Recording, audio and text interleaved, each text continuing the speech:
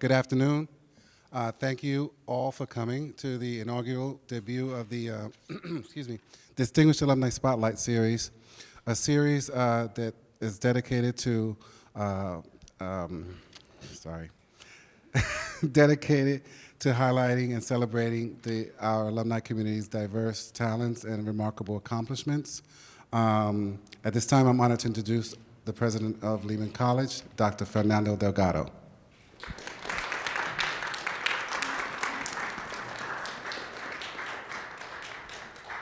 Thank you, sir. I'm going to sit down because I walked all the way over here without my cane. And now I have nothing to perch on. No, bring it over. As Robert said, it's an inaugural event, and there's nobody, I think, better to kick off the event than Andrea Stewart-Cousins. She is most decidedly a distinguished alum, a great friend to the institution, a supporter both personally and in her professional life, and in the great tradition of Herbert Lehman and his commitment to public service, a dedicated, effective, moral, just public leader.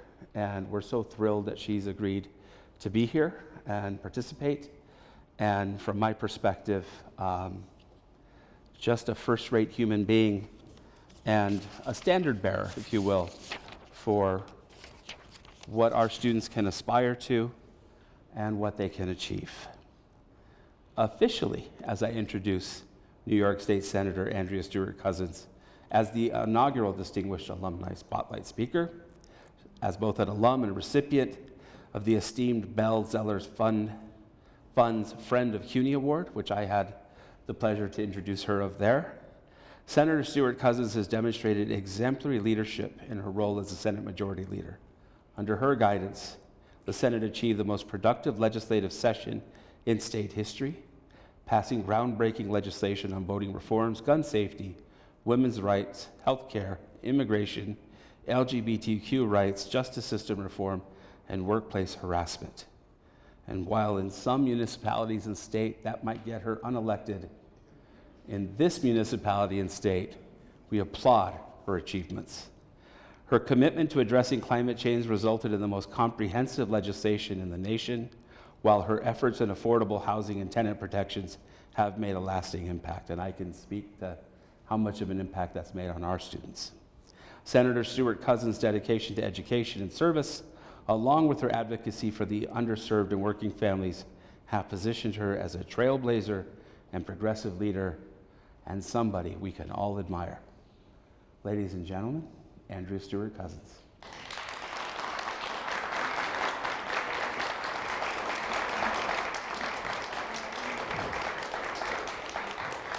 Welcome. We're portrait time.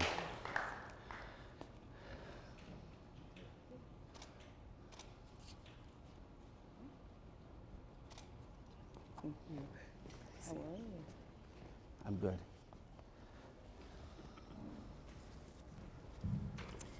Thank you so much, President Delgado. It is great to be in your presence yet again. We did have the opportunity to meet for the first time in person because you moved to my district around COVID, and we Zoomed, and you'd had an opportunity to speak with my staff, but you and I met for the first time at the Bell Zeller Award. I was very, very honored to receive it, and certainly honored to receive it from you. So I know that you are doing, hopefully you're happy and doing well here in Lehman. I was happy to drive back onto the campus. It's been quite some time, so I really appreciate your inviting me to be part of this inaugural, not only this day, but hopefully the beginning of many alum, including those of you who are yet to graduate, who will come back and share some of your experiences. So thank you. My pleasure. And like every employee at Lehman, we're always happy. Yeah, there you go. Right? I mean, at least some of you were happy last Friday at the party. I saw that.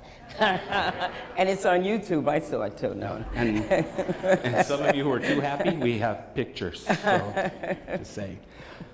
So, Senator Stewart-Cousins, I have a list of questions. I saw They're them. very good questions, I think. But before I ask the questions, I'm speaking to an august politician, an elected official, and here is the floor. I feel it's incumbent, before I start asking my questions, to give you the floor in case you want to address us in any way you feel is appropriate.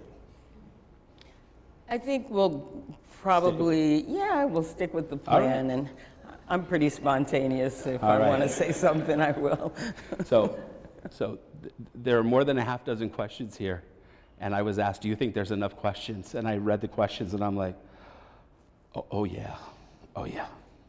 They're what we used to call in social science class heuristic questions, which will engender plenty of reaction and perhaps follow-up questions. So I will start with the first question. Senator Stewart-Cousins, you've undoubtedly faced numerous challenges throughout your career. Could you share a pivotal moment or obstacle that significantly shaped your path, and how did you overcome it? You know, the thing about the questions is that they're all very similar, and I have 1,000 different ways that I had to make tough decisions and pivot. But since you said, how did it shape my path? I think it's fair to say I was never on a path to politics. I was never on a path to government. I was on a path, I thought, to teach, which is why I came here after I'd finished with undergraduate work at Pace. I came back to Lehman because I found myself in a situation where I thought it would be a good idea to teach. I enjoyed it. I had 3 kids, so it all made sense. We had moved from New York City to Yonkers, and when we moved, I said, I always think I must have moved the Mason-Dixon line, because we did not know. In our family, my husband, who's deceased, was Irish, and it's in Yonkers. Had we moved like 5 blocks up, it would have been all white. Had we moved 5 blocks south, it would have been all black and brown. And we moved like right there, where everybody was. And I thought the city of Yonkers was this idyllic place that was 30 minutes from the city, and there were trees. And I grew up in New York City. Manhattan first. I lived in Amsterdam housing, and I like to put things in perspective so that people realize that you just never know where you're going to wind up, and where you start doesn't have to be where you finish. But we were in Amsterdam housing, and then we moved up to Parkside houses in the Bronx. And when I gotten married, and you know, my husband was from Queens, and we had parking tickets, we had this, we had that, we had a lot of drama. So I said, okay, let's see what happens outside of New York City. That's how I found Yonkers. And there we were, and all of a sudden it became clear that there was a desegregation lawsuit that was happening in the city of Yonkers, that the NAACP had sued, saying that there had been systemic discrimination, that all of the black, brown, and economically disadvantaged people were in Southwest Yonkers, and you could never move to the east side if you were a person of color. I mean, it was just shocking, and we didn't know this was even an issue. And as it unfolded, and now we are talking through the 80s, and ultimately the federal judge said that Yonkers had to desegregate. And part of the desegregation was busing. And I had 3 kids, and they were going to be on buses, and there was a really, really huge backlash. People were, you know, coming to city council meetings saying that this had to be appealed, and we couldn't actually desegregate the city. There were city council people who were willing, the judge said it would be $1 million a day fine. Now, we are talking in the 90s now. $1 million a day fine if they did not desegregate the city, and there were folks who said, take me to jail because I'm not doing it. So this was very, very pivotal in my life because there were 3 people running for mayor. 2 did not want to comply with desegregating the city. Only 1 was willing to comply with desegregating the city. And so I decided at that point to help the person who wanted to move the city forward. In that same context, a friend of mine was running to be the first African-American woman to represent the city of Yonkers on the city council. And by that time, I had had experience in sales and marketing and computer. I had been teaching for a while, but I came back to Lehman to get my certification and actually, be able to teach professionally. And communications, I had been a journalist, so I'd done a number of things in between. So I helped her. She won the primary, and then I went on to help the person who would become mayor. And he asked me to join his administration. So quite frankly, I never went back to teaching in that way. And that's how I got into government. But I usually preface it by saying that I lived in housing projects because my dad, who was a World War II veteran, Purple Heart, Bronze Star, when he came back from the service, he was serving in a segregated army, and he came back to a segregated country. And they lived right here in New York. My mom was born in New York. And,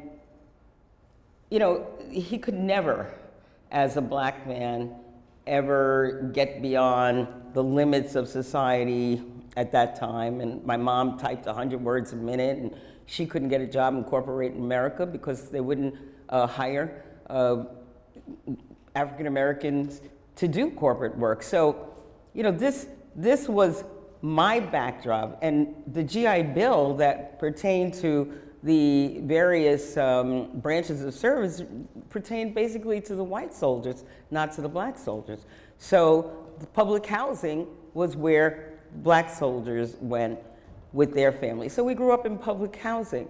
So through my life, I started to realize, obviously, disparities. Through my life, I watched my mother and my dad's dreams frustrated.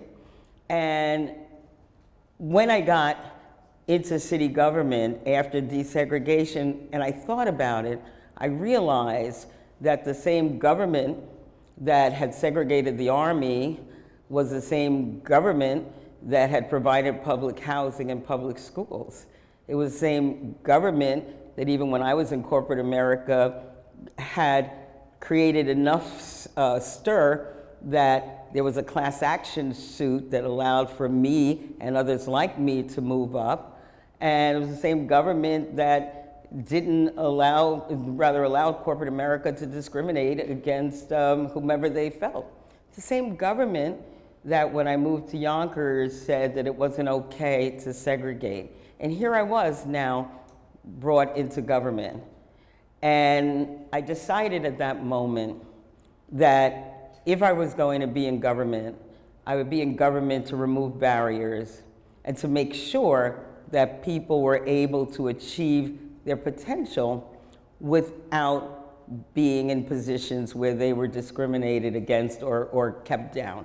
So that was very pivotal in terms of my path, how I got into government, and the rest, I watched unfold, and it's history, quite honestly. Thank you. As a woman and person of color in politics, what strategies or approaches have you employed to navigate adversity and discrimination in your professional journey? Well, as I said, it wasn't that I was not aware of it, because I was, but my parents also instilled in my brother and I a sense of faith, family, and self-worth. It's hard to believe that you could be this or that when you never see yourself reflected. But again, because of the path that I'd taken, I knew that discrimination existed. So again, in government, in city government, which I spent 4 years, I was able to do some extraordinary things in order to just bring people together. And I find that that's kind of the best path always. So we were able to start an internship for young people who were the children of 1199 workers. And I started an internship with young people who were hearing impaired, and I allowed for them to have classes on the weekend and work at agencies in the city of Yonkers during the day. I know that exposing people to opportunities is a strategy, and introducing people to people that they're not usually used to being with is also a strategy. And I'm happy that one of the other things that I'm one of the co-founders of is the River Fest, which happens every year, has for almost right around downtown Yonkers. It's gone on since '92 when I first came, and the ideal again was to try and bridge that divide, bring the east side of Yonkers to the west side of Yonkers, to celebrate the Hudson River, to celebrate our multiculturalism, to celebrate our businesses. And so my strategy has always been to bring people together and to respect everyone, respect the fact that we're different, and try and find the space where we can at least agree to move forward together. I can attest, having living in the neighborhood just adjacent to that, it's a good time. It is a good time. Yes, it is. And mission accomplished. It does seem to bring people from all over the community. It does. At the very beginning, the East wouldn't come. I'm not sure how much of the East actually goes there, but now people come from, obviously the city, from New Jersey, from Connecticut, and I'm pretty sure we get some East Siders. Not they're missing out. I'm going to stay neutral on the east side, west side divide. Well, there's less of a divide now because, like you said, people, now you can see people living in all sections of Yonkers, which is good. Yeah, that is true. Definitely true. But here's the college question. We start with the college word. Intersectionality plays a significant role in shaping individual experiences. How has your identity as a woman of color influenced your perspective on policy making and advocacy within the political sphere? Well, that's it. It goes back to what I was saying initially about everybody having experiences that they bring with them to wherever they are. I mean, that is just a fact. So when I first got elected, before I was a senator, I was a county legislator, and I ran for a county legislature in 1995. And I won, and I guess around 97 or something, I think it was like 97. And again, I'd come from New York City. Human rights, and the Human Rights Commission was pretty normal. And at some point, there were about 3 things that happened back to back, which made me ask the question, where does somebody in Westchester County, which is where I live, go if there's a human rights violation? There were swastikas that appeared on synagogues, and there was a large company, Texaco to be exact, that had employees, black employees, saying that they were being demeaned and they were being called names. And so I just asked the question, where do you go in Westchester County if there's some discrimination? And it turned out that there was nowhere to go, that the county of almost 1 million people was unable to really manage any sort of discrimination case or really make any business change its practices. I had a hearing. The hearing was revelatory, and people came forward and said that they'd waited 10 years to solve a housing discrimination allegation. So it turned out that the state had a human rights division, but the county and other municipalities did not. And if you could talk it out on, say, the county level, fine. If you couldn't talk it out, then you had to get online for the State Human Rights Commission, and that's the entire state of New York. And that's why it was taking people 10, 15 years in order to even have a hearing, which obviously is unacceptable. The other thing that happened during those hearings is that the LGBTQ community came forward and said, what about us? The human rights back then, looked at race and religion and gender and so, but sexual orientation was not part of the conversation. And when I started introducing the idea that Westchester County should have its own Human Rights Commission, first we had immediate pushback because they were explaining that we were in the 90s and there was no discrimination in Westchester, so what was I actually doing? So I know. So the hearing put that to rest. One of the interesting things too is that people assume that everybody knows a lot about everything, and it's just not the case. And I remember one of my colleagues actually saying, so you mean if I don't want to hire a woman in my business, I can't say I don't want to hire a woman? Well, no. And this is a lawmaker, So it was important that we have these hearings and that people understand that people were feeling and knowing that they were being treated unfairly. So after we got past the fact that, oh, indeed, there is still discrimination, when the LGBTQ community came forward, there was like, okay, we'll do this, but we can't include them. That's a bridge too far. So it began a 2-year fight because I couldn't fathom starting an anti-discriminatory agency that begins discriminating against a group of people. That's ridiculous.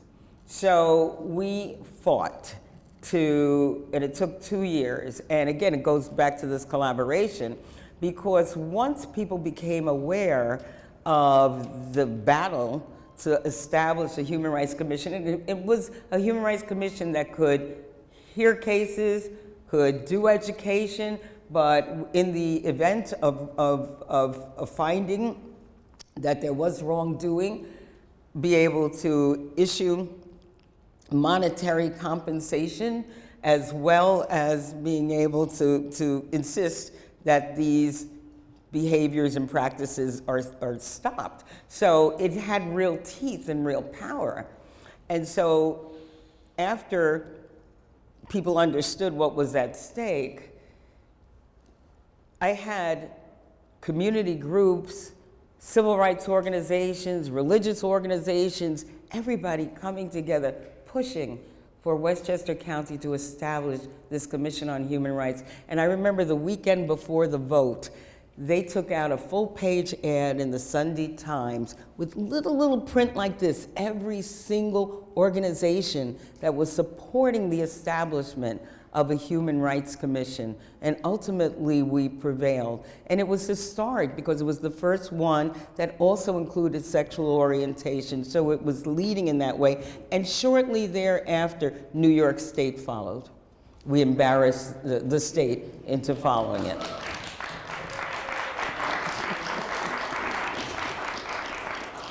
And I'll tell you, there was a lot of pushback because there are people who said, oh no, people are just gonna file complaints just because now they can. There's always that. People will feel that because you are doing something different, automatically, someone will want to say that they're gonna take advantage of this and that. And I've just tried to tell people, and it's been proven, nobody wants to really be discriminated against, and nobody wants to have to spend time fighting for the right to rent an apartment. Nobody wants to do that. We just all want to live our lives. And so, I think again, that was pivotal and something that I learned a lot from, and collaboration was the key. Excellent. I'm going to truncate this next question because I think you've answered the very last part of it, but we're still interested in the first part of it. So breaking barriers often involves confronting stereotypes and biases. Could you speak to a particular instance where you, individually, confronted and challenged societal norms or stereotypes to advance your career? And the part that I truncated is you spoke so eloquently about your legislative goals, but I'd like to focus on your career. Well, the fact that I ran for Senate broke the stereotypes. I mean, I ran for Senate in Westchester County. There'd never been a black female state legislator from Westchester County. And I actually challenged a 28-year male, white incumbent who was the deputy leader of his party. And I think it challenged a lot of stereotypes that I would kind of raise my hand and do it. So much so that when I first decided to run, I think they were happy because I was an elected official, so there was some credibility to my candidacy. I was already a county legislator, but they were also happy because they were so sure that I wasn't a problem that my opponent went on vacation for a while. And when he came back, he was 7 points ahead of me. And then he freaked out. So we wound up having the longest unresolved race in New York State history. In February of 2005, they told me I lost by 18 votes. And all of a sudden, everybody understood that they couldn't be comfortable with the stereotypes of, well, she's black, well, she's a woman, well, everybody knows, you know, the senators from here have to be male. All of that went away. And the next time around, obviously, well, not obviously to you, but I did win. And I won by more than 1,800 votes. And so it just shows that, yes, there are norms, but they only became norms because people did them, or people seen them. And you can, in any time, obviously decide that you, in your unique perspective and your unique personality, can bring more to the table if people did it this way, or if people saw it your way, or if people voted for you. And so I always encourage people not to be constrained by what they see as supposedly the norm, especially in particularly if you have something that will enrich the society and yourself. When I decided to run the second time, I knew it was going to be a lot scarier than running the first time, because I knew running the first time that they really had dismissed my candidacy and they did not feel that I was a threat. When you only win by 18 votes after recount after recount, that took you long beyond when everybody else was finished counting, and that was in November, then you know that people see you as a threat, and if you run again, they're going to throw everything, including the kitchen sink, at you. So the second time took more courage than the first, because I knew what I was now up against, and so did they. And so I said to myself, I could say, oh, you know, everything's better now, so I'll just go back to my corner. Or I could actually follow, because the reason why I ran, just so I let you know, there were three things. I wanted to, one, codify Roe v. Wade, which check, we've done under my leadership. Two, I wanted to make sure that the funding that was owed New York City schools under the CFE agreement and other schools that were economically challenged were finally given the billions that they were owed. And by the way, as of last year, check, it was done. And the Brennan Center had told the nation that the New York State Legislature, and this was in 2004 when I ran, was the most dysfunctional in the country. That was not acceptable. So those are the three things that made me run. And after I lost, those three things still persisted. We had not codified a woman's right to choose in New York. We had not paid the dollars that were owed to these schools who were struggling with having been underfunded for years. And just again, to level set, there was a case brought by parents in New York City schools saying that their kids who were living in under-resourced areas, mostly black and brown kids, were not getting what other kids were getting around the state. They went to court, and the court decided in their favor. And it was appealed and so on and so forth. And then ultimately they'd run out of appeals, and then the leadership in the government, at that point, the governor was Pataki, and the Senate leadership, not me, obviously, didn't want to pay because it was so much money. And so when I ran, and Eliot Spitzer was running for governor at the time, he ran with the idea of setting up a system to pay those schools back, and I ran also with the intention of doing whatever I needed to do to make sure that kids, no matter what their zip codes happened to be, would be funded properly and educated properly. And so those things still existed even after I lost in 2004. So I had every reason to come back again, other than I was afraid. So I decided that if I lost, I would still have my job as a county legislator. If I won, I'd go on and try and do what I felt I could for the state. But either way, if I faced my fear and didn't back down because of fear, I would build my character. And I thought that was a good investment. So I ran again and I won.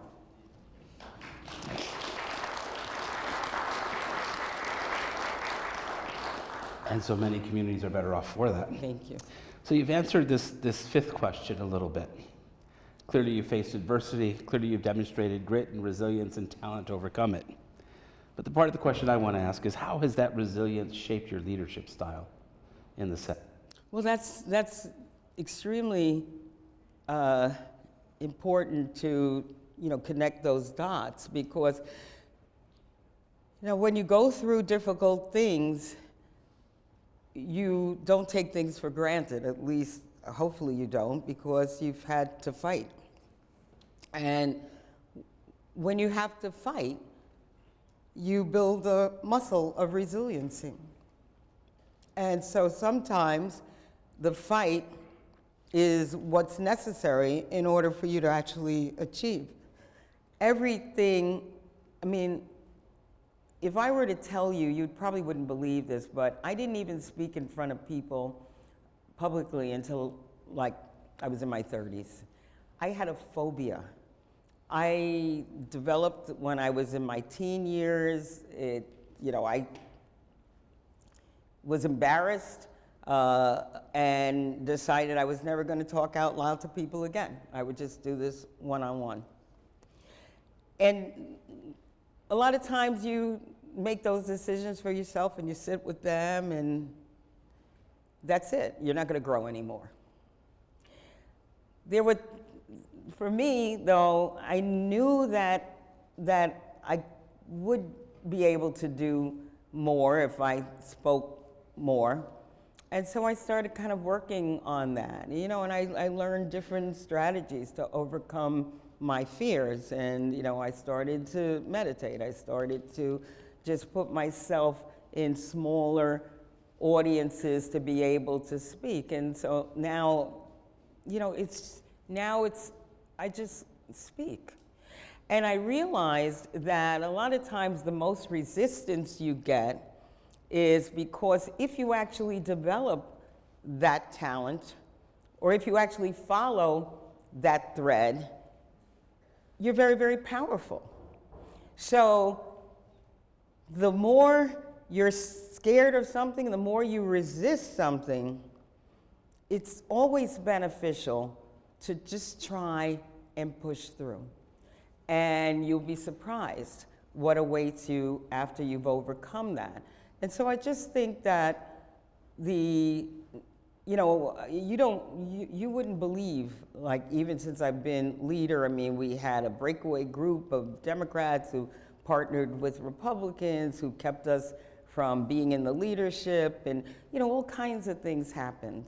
And at some point, you just keep your eye on the prize. That's, you are there because you want to bring something better, you want to do better, and you've been through tough times before. You know how to just get up, even if you fail, get up and keep moving towards your goal. And at some point, it's just going to be part of your DNA. And so it's helped me in my leadership because I demonstrate a resolve and a resilience that, again, if you're the leader, other people follow your lead. So you've got to, in my opinion, demonstrate the things that you want people to follow. So my conference, again, we are historic in the fact that we are the most diverse conference that has ever existed in the history of the Senate chamber. Geographically, demographically, we are an incredible mix of people, and each and every one of them have come with the idea of public service and have mostly because we are historic in terms of our size. We are the first conference that's been a supermajority, and we are the first conference to have back-to-back supermajorities. Now, just so you know, I am a Democrat, and people believe that New York has been blue forever, and the reality is that the Democrats in the Senate have been in control for less than 20 years out of 100. So the Republican Senate, the Senate has been Republican for the better part of a century. In fact, I'm going into my 6th year of majority leadership, and I will be the longest serving Senate Democratic majority leader in the history of this state. So,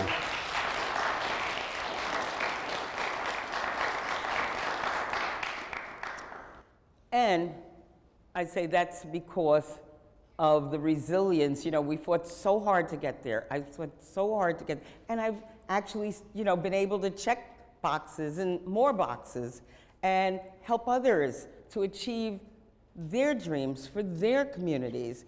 And, it's because of resilience. And, the time that we're in now, you could see there's people who are retrenching in terms of voting rights and reproductive health. And I mean, there is always that pull to go back. So you have to be resilient because you can always be dragged back. And like I said, for some people that may be good, but I don't think going backwards is good for evolution. And I do believe we're here to evolve.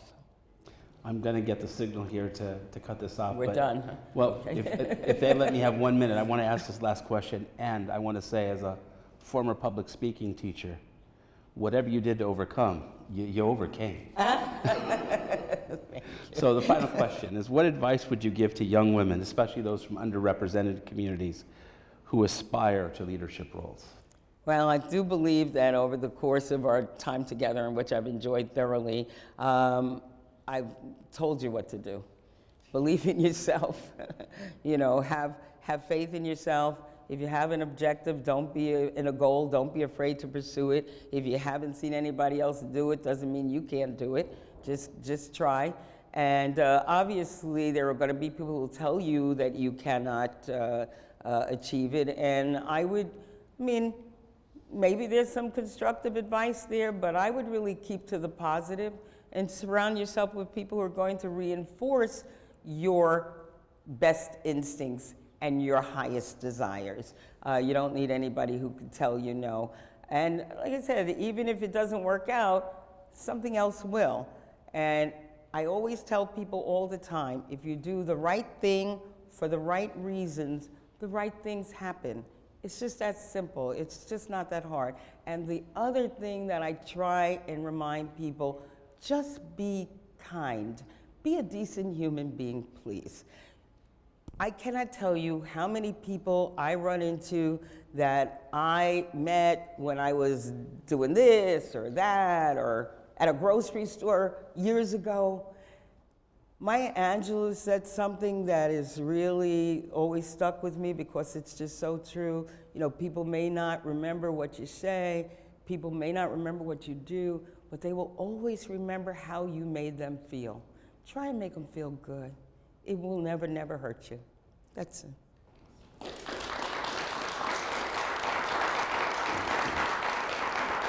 Senator Stewart-Cousins, thank you for your leadership.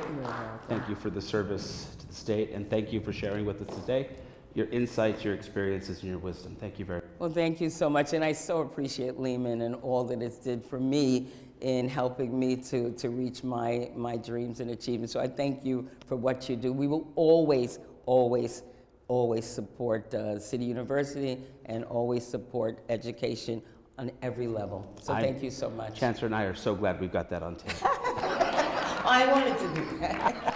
Thank you. Not just yet.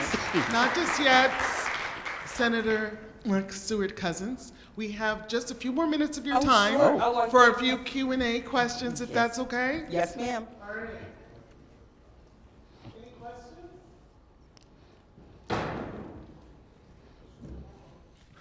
Senator Stewart-Cousins, how did you and your colleagues were able to get the legislature to become more representative? I mean, I remember in the 80s and 90s, the 3 men in a room, and I presume that's what the Brennan Institute was talking about. And how'd you do it? I mean, I know that's a big loaded question. It is, but so for people who don't understand the 3 men in the room, the decisions were always made by 3 men in the room, and they were always men because the Speaker of the Assembly had always been a male, the governor had always been a male, Kathy Hochul is our first female governor, and the Senate Majority Leader had always been a male. And the way it was approached, and you're right, part of the reason why the Brennan Center criticized the way government happened in New York State is that pretty much those 3 people would decide what to do, and then they would go back to their conferences, and people were expected to just get in line and do it. And so you didn't really have to speak all that much to the elected representatives, but you just had to curry favor. And also there was a lot of latitude that lobbyists had. They were able to buy us, not me, I wasn't in the legislature at the time, but back then, they would have big parties, they would take the legislators out to dinner and very expensive dinners and trips, and it was just terribly different. And so because of that Brennan Center report, people like me decided that we would run because we felt that government should be more inclusive, the government should be more transparent, and the government should be really a reflection of what people needed. And that's why I ran, and that's why a number of my colleagues ran. And of course, many of the people who were there also wanted to be more included in decision-making, I don't think anybody wants to just, I mean, at some point, maybe you want to send somebody in, but you don't want to be left out of the process completely. So there was an evolution of thought, and there was an evolution of a desire to make it better. So, when I came, I mean, I became part of a group of legislators who pushed for transparency. So now we have meetings that you can watch on TV. I mean, just little things that you all would not believe didn't happen, now happen. So I came in with that ideal, and when I had the opportunity to lead my conference in 2013, I wasn't the majority leader at that time, but I became the leader. We had gone through some very difficult times.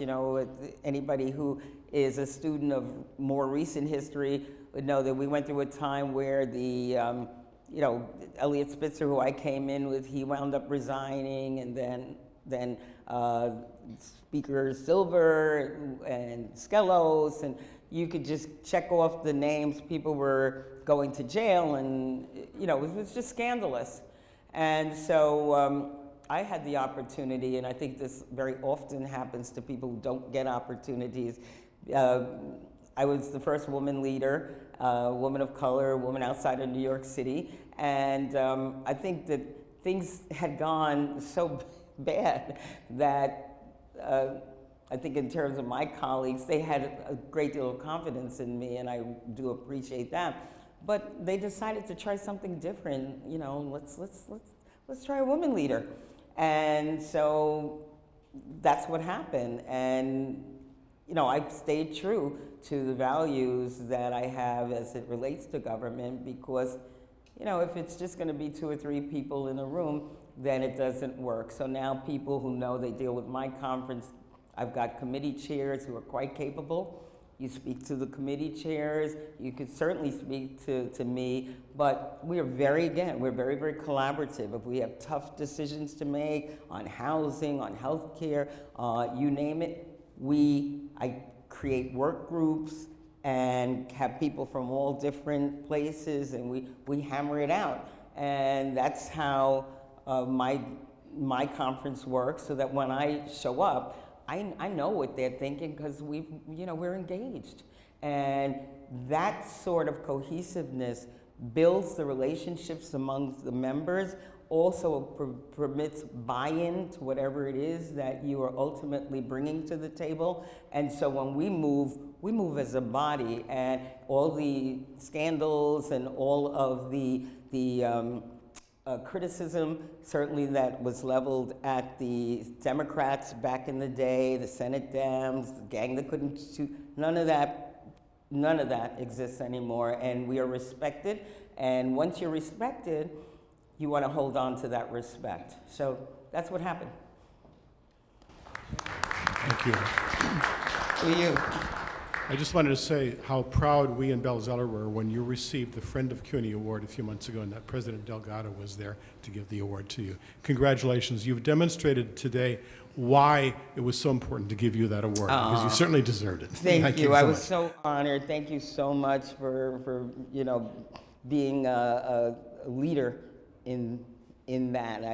I never expected the honor, and I thank you.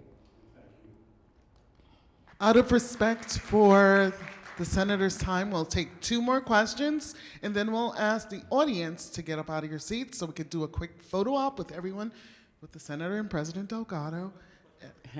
And,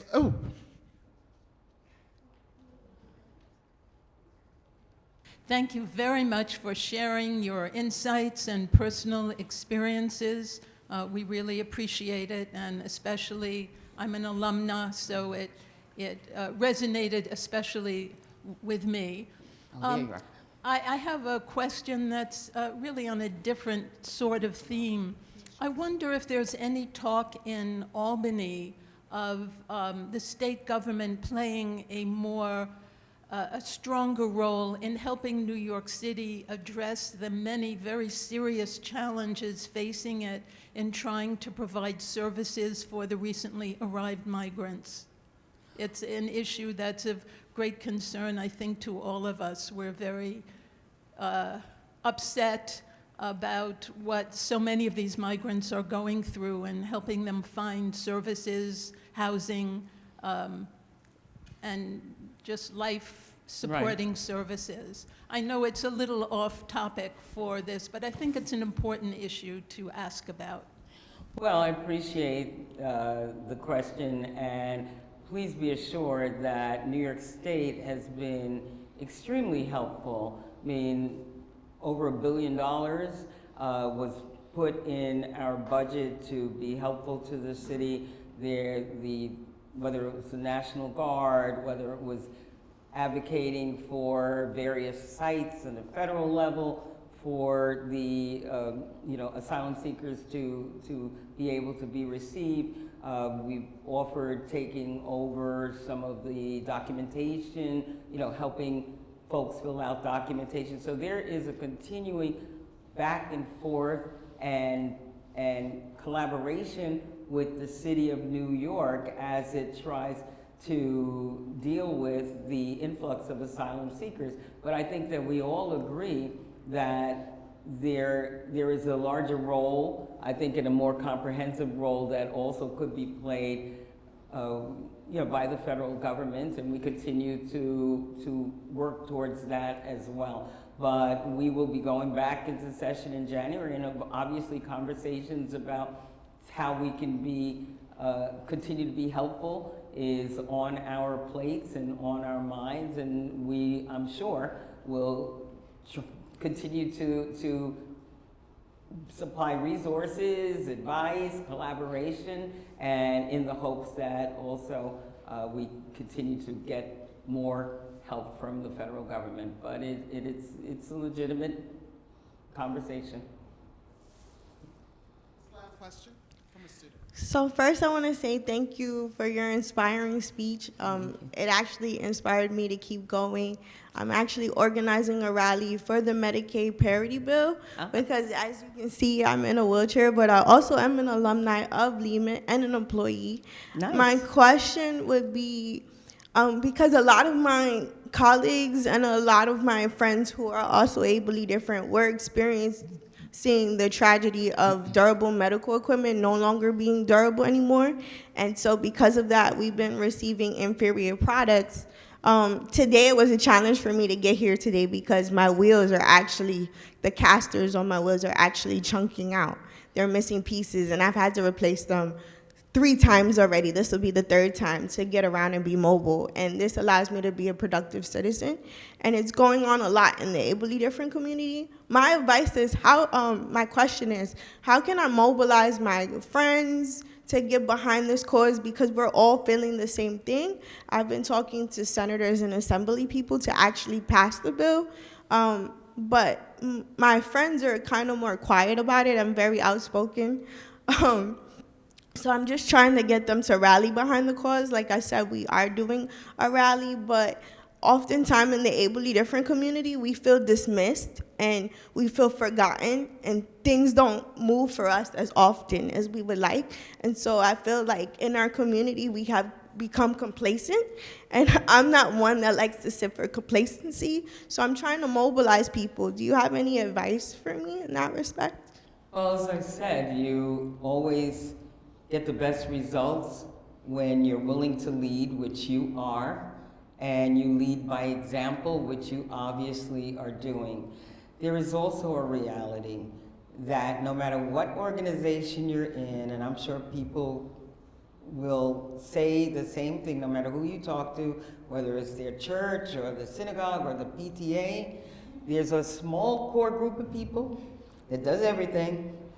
And the rest of the people, maybe they'll drop in, they'll bring a cake or something, but they're not the ones who are always at the center of the action. That is just the way it is. In my experience, if somebody feels that whatever you're doing is directly affecting them, then they come out. Other than that, people are busy, they're doing their lives, and they're not paying attention. So do not be discouraged.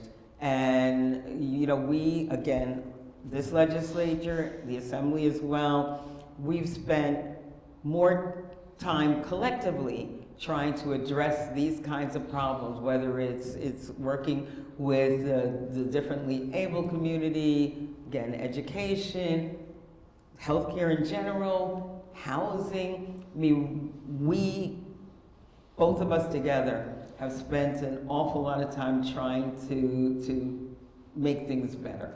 And like I said, the governor has been a partner as well. So please keep fighting. Thank you for being here. And I wish you great success. And we are trying. We are trying to make it better for you. Thank you. That was the last question. Thank you, Majority Leader. Please don't get up yet. Nope. Okay, now when everybody else get up and follow behind our speakers, President Delgado, for a photo op. Do you want us to stay seated then, Tara? I'm sorry? Tara, do you want us to stay seated for this picture? Okay. Hi, how are you? Okay. How you doing? Good. Yeah. Thank you.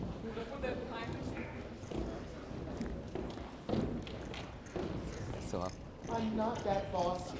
well, you know, you made me sit down right away. I'm like, okay. She is. It's not that you're that bossy, it's just you have that voice, you know?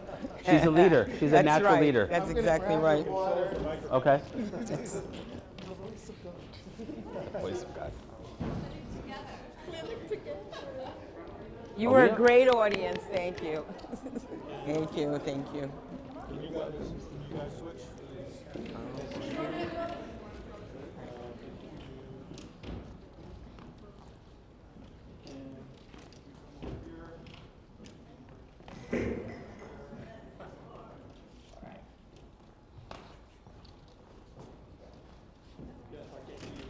Thank you for your question. I'm with you.